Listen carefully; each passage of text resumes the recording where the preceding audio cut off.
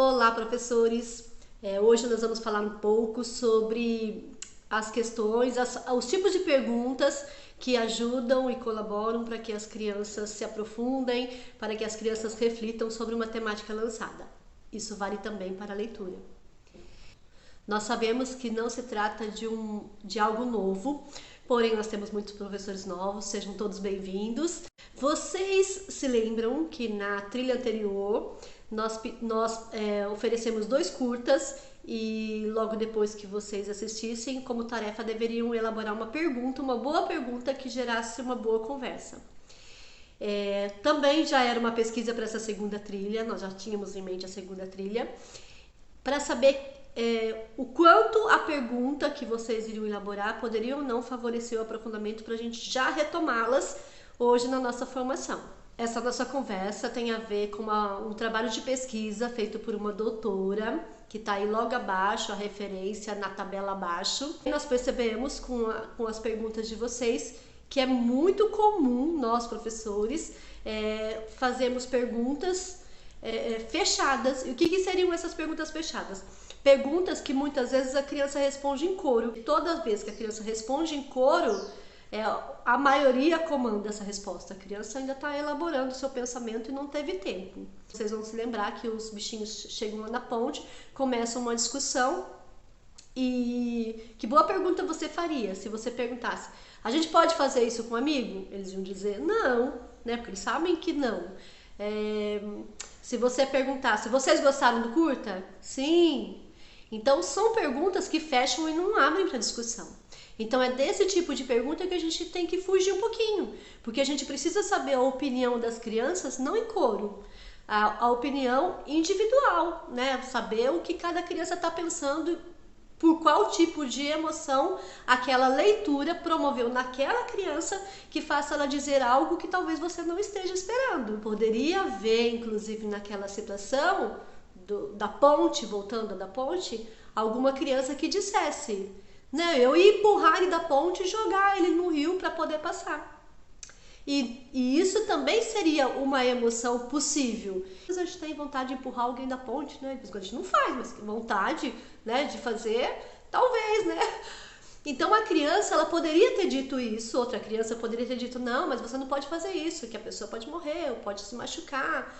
Então, o que gera discussão, a gente vai tratar hoje como uma pergunta aberta.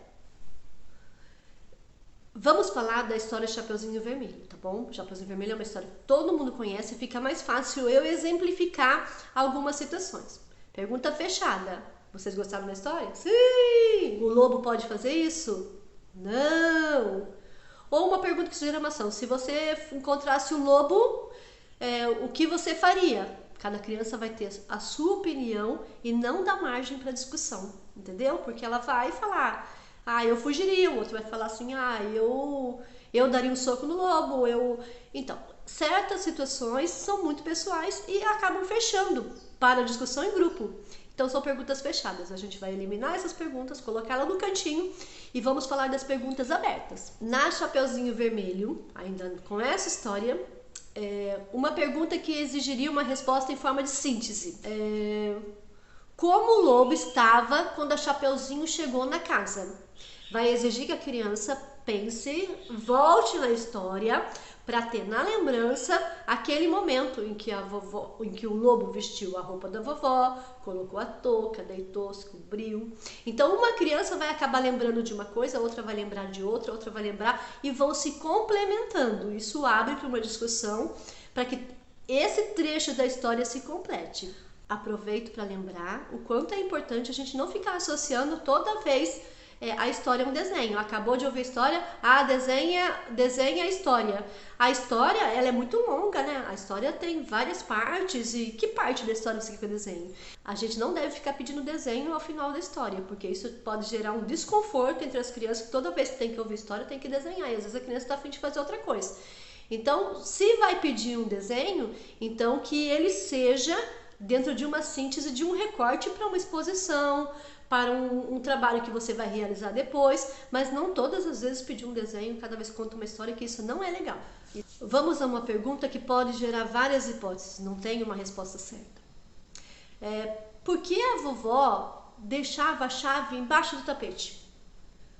Então você está contando a história, chega nessa parte que colocou, por que será que a vovó deixava a chave embaixo do tapete? Por que será? Tudo que é hipótese. A criança vai dizer, porque aí a Chapeuzinho já sabia, já poderia entrar, porque outro pode dizer que a avó estava com as pernas quebradas, outro pode dizer que a avó fazia isso, mas ela tinha outra chave lá dentro. Enfim, pode gerar inúmeras respostas e todas elas podem ser verdade, porque não tem uma lógica assim.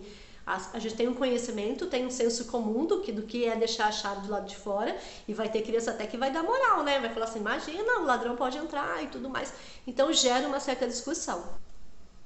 Outro tipo de pergunta que exige uma explicação. Por que o lobo pediu para Chapeuzinho ir para o caminho mais longo? O autor não diz claramente nessa história que se ela indo pelo caminho mais longo, ela vai demorar mais para chegar na casa e aí o lobo vai conseguir chegar primeiro. O autor não diz isso. Ele só diz que é para Chapeuzinho, o lobo orienta para que ela vá para o caminho mais longo. Então exige aí uma explicação lógica para que a criança possa te responder a contento, né? Responder de forma coerente. Ela vai ter que buscar alguns conhecimentos para saber que se ela for para o caminho mais longe, ela vai demorar um pouco mais. É um conhecimento até matemático, vamos dizer assim, que ela vai ter que te responder. E ele tem lógica e uma criança pode complementar a outra e ter lembrança de alguma situação que isso acontece. E um outro tipo de pergunta aberta é o tipo de pergunta que exige uma clarificação, uma evidência. Então a criança tem que fazer associação com algo que já tenha acontecido para ela poder dizer, é isso que acontece. Porque a mamãe da Chapeuzinho aconselhou a menina não conversar com pessoas desconhecidas. Isso vai fazer com que a criança pense em evidências da vida. Porque não diz tão claramente o que acontece quando a gente conversa com um desconhecido, mas vai fazer com que as crianças usem algo da vida real para dizer o quanto isso pode ser perigoso. Então ela vai exigir uma evidência, algo que já tenha acontecido, para você falar que não, é isso que acontece. Não se trata de dizer, vou fazer uma pergunta hipotética, vou fazer uma pergunta explicativa, vou fazer uma pergunta... Mas trata de quando você pega um livro para ler para os seus alunos, você precisa conhecer o livro e saber em que página você vai parar para fazer uma pergunta, porque a pergunta pode ser durante a leitura e não só no final. E tem pergunta que é melhor fazer no final. Então, existem situações em que a gente precisa muito conhecer o livro para saber que pergunta fazer. E isso nós chamamos de planejamento de leitura, que é a última tarefa que a gente vai fazer hoje. Esse vídeo está passando para todos, para o berçário, maternal e fases. E às vezes o berçário pode dizer, né? Mas por que eu estou estudando isso se eu trabalho com bebês e os bebês não vão responder? Se engana, os bebês respondem sim, eles não respondem verbalmente, mas eles são capazes de te dar dicas por meio de gestos de algo que ele esteja gostando, não gostando, mostrar o sentimento no momento da história. Então, por exemplo, vou contar uma experiência que eu já tive com o bebê. Eu nunca dei aula para bebês, mas eu cuidei dessa parte literária da minha sobrinha como um trabalho de pesquisa. Quando eu pego uma página e o peixinho está chorando naquela página, e eu pergunto para um bebê, né, de 10, 11 meses, nossa, o peixinho está chorando, por que ele está chorando? Ela é capaz de ir até o livro, voltar à página e me mostrar algo com a mãozinha que tenha causado sofrimento naquele peixinho na página posterior.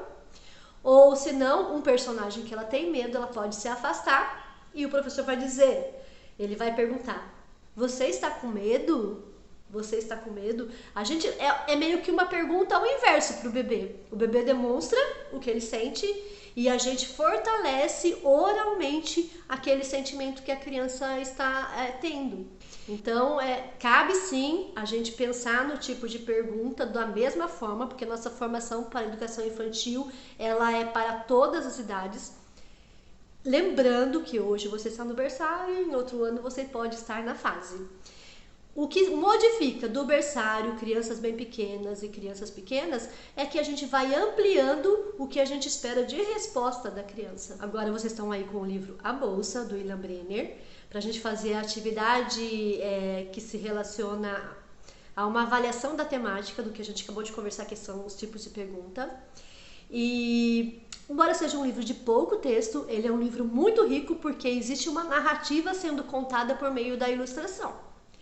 Então vocês vão ter que elaborar uma pergunta do tipo aí que sair na roleta, ver que tipo de pergunta você foi sorteada e elaborar uma pergunta. Nós não colocamos pergunta fechada na roleta, porque aí é sacanagem, fica muito fácil. Vocês gostaram da história? Sim! Pensamos em perguntas abertas, tá bom?